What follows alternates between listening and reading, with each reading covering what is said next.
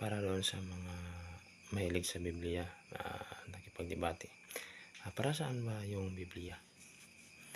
Yung Biblia po ay guide po yan sa tao na mula sa history nung sa mga nakaraang mga sangkatauhan na unang nanirahan dito sa mundo. Yun po ay hindi po yan dapat gamitin panggira na debate, panghambog.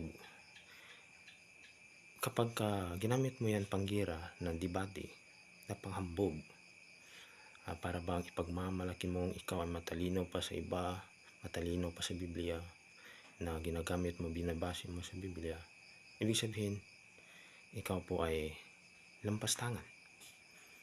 Lampas tangan, yun po ay kalaban ng mga pinaniwalaan mong Diyos at ni Jesus. Guide lang po yan.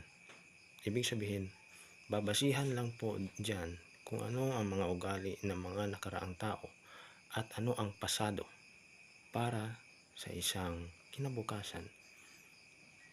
Ginagamit po yan para sa kabutihan. Hindi po yan panggira ng kaalaman, panggira ng katalinuhan, panggira ng ability mo, ng kung ano-ano pinaniniwalaan mo. Hindi po yan. Mali po.